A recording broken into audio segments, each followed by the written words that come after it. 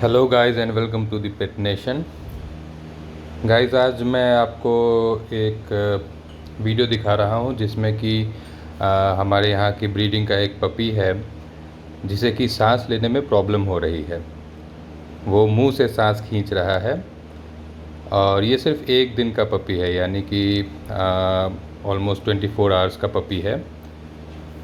तो गाइस हम सबसे पहले ये जानेंगे कि हम इसे फ़र्स्ट एड में क्या क्या दे सकते हैं, क्योंकि पपी है तो इसे कोई बहुत ज़्यादा इक्विपमेंट हम लगा नहीं सकते हैं, काफ़ी छोटा होता है। तो जैसा कि आप देख रहे हैं वीडियो में, इसके हार्ट को हम एक्सपेंड कर रहे हैं और पीछे से फिर से इसको स्क्वीज़ कर रहे हैं। इसको मुंह में सांस भर रहे हैं, हवा भर रहे हैं, जिसके कारण कि ये सांस थोड़ी आसानी से ले पाए। तो ये कुछ टेक्निक्स हैं जो कि हम यूज़ कर सकते हैं। ज़रूरी नहीं है कि ये काम कर ही जाए, बट ऐसा हम यूज़ कर सकते हैं। हो सकता है 25% टू 40% चांसेस है कि इसमें पपी आपका रिवाइव कर जाए।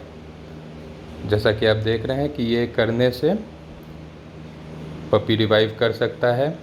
और विगरसली इसको रब करना है, इसके पीठ पर विगरसली रब करना है। इससे क्या होता है, रब करने से बहुत सारे प्रेशर पॉइंट्स होते हैं बॉडी में जो कि दबते हैं, और हो सकता है कि कहीं इसका लंग्स, कहीं हार्ट, कहीं भी कुछ ऐसे जगह पे प्रेशर पड़े कि जिसके कारण ये पपी रिवाइव कर सके।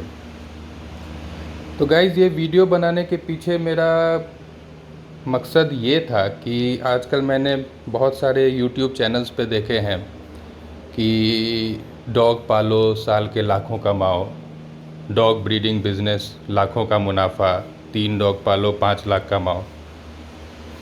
भाइयों देखिए, बिज़नेस और ब्रीडिंग ये दोनों बिल्कुल अलग चीज़ है।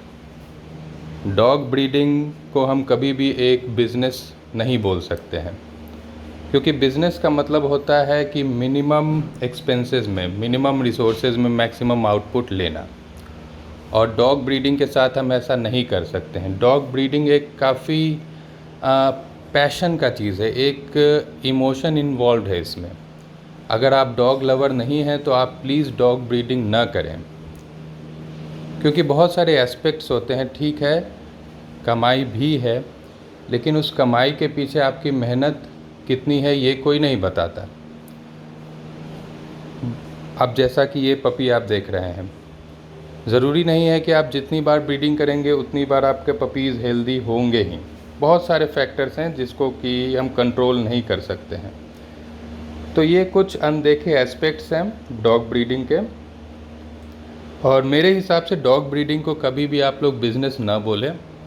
ये एक लाइफ चीज़ है। डॉग हमारे साथ, हमारे फैमिली मेम्बर की तरह रहता है। और इस जैसे डेयरी प्रोडक्ट होता है, पोल्ट्री प्रोडक्ट होता है, तो डेयरी में हम गाय को, भैंस को इसलिए पालते हैं क्योंकि उसका जो प्रोडक्ट है दूध, वो हमें कंज्यूम करना होता है। पोल्ट्री में वही है, हम इसलिए ब्रीड करते हैं चिकन को क्योंकि उनका मीट जो है हम खाते हैं, उसे हम यूज़ करते हैं। लेकिन डॉग का कोई प्रोडक्ट हम यूज़ नहीं करते। हम डॉग को अपने फैमिली मेम्बर की तरह, अपने बच्चे की तरह घर में रखते हैं। तो जैसा कि बहुत लोग बोलते हैं कि एक साल में 2 बार बच्चे देती है डॉग, उस बच्चे को सेल कर दीजिए, काफ़ी ज़्यादा मुनाफा होगा। भाइयों, एक बार में एक डॉग 7 से 8 बच्चे देती है, कभी 10-12 बच्चे भी देती है। अब आप खुद सोचिए कि एक डॉग जिसने 7-8 बच्चे दिए हैं, उसके यूट्रस की क्या हालत है, इंटरनली उसकी बॉडी की क्या हालत है। उसको कम से कम एक मेटिंग के बाद मिनिमम 1 से 1.5 साल का रेस्ट देना ही चाहिए एथिकली। लेकिन ये लोग ऐसा नहीं करते हैं। वो चाहते हैं कि हर 6 महीने में डॉग हीट में आए, उसकी मीटिंग करा दें, उसके बच्चे सेल कर दें। तो भाई ये फैक्ट्री हो गई, ये ब्रीडिंग नहीं हुई मेरे हिसाब से। ये मेरे अपने विचार हैं, मैं किसी पे थोपना नहीं चाहता हूँ ये विचार। बाकी आप खुद समझदार हैं, आप सोच सकते हैं। और हाँ, ये दूसरी बात ये भी है कि जैसे कि मैं एक छोटे शहर से हूँ, मुज़फ़्फ़रपुर बिहार में। तो हमारे यहाँ बहुत ज़्यादा फैसिलिटीज़ नहीं है पेट्स के लिए। डॉक्टर्स की बहुत अच्छी फैसिलिटी नहीं है, कोई हॉस्पिटल नहीं है ढंग का यहाँ पर। तो कुछ चीज़ें हमें खुद करनी होती है। अब जैसे ये पपी हमारा जो है वो कल रात में 11 बजे इसकी तबीयत ख़राब होनी शुरू हुई। ये मुंह से सांस खींच रहा था, आप जैसा कि देख रहे होंगे वीडियो में। वो काफ़ी परेशान है, सांस ले नहीं पा रहा है। तो ये कुछ फर्स्ट एड्स हैं जो कि हम यूज़ कर सकते हैं ताकि पपी की जान बचाई जा सके। वो भी आप 100% श्योर नहीं हैं कि बच ही जाए, बट स्टिल जब तक जान है हम उसे छोड़ नहीं सकते हैं। विगरसली रब करना पड़ता है, माउथ टू माउथ रेस्पिरेशन करना पड़ता है, हार्ट पंप करना पड़ता है, हार्ट को स्ट्रेच करके, लंग्स को स्ट्रेच करके। ऐसा होता क्यों? इसके पीछे देखिए भाई साहब, कोई एक कारण हो नहीं सकता है। हो सकता है कि बच्चा कमज़ोर पैदा हुआ हो, उसके लंग्स ढंग से डेवलप नहीं हुए हों, या फिर हो सकता है दूध पिलाने वक्त कभी उसकी माँ उसके ऊपर चढ़ गई हो, बैठ गई हो, उसे चोट लग गई हो। बहुत सारे कारण हैं जिसको कि हम एक्सप्लेन नहीं कर सकते। तो आप कितना भी प्रिकॉशन ले लें, लेकिन जो भगवान की मर्ज़ी है वही होता है। तो आप देख सकते हैं इस पपी को कि देखिए कितनी देर देर पे एक बार वो सांस खींचता है मुंह से। इसका धीरे धीरे इसके जो टंग है, जीभ है, उसका कलर भी पेल पड़ रहा है। वो पिंकिश नहीं है, अब वो हल्का वाइटिश में आ रहा है।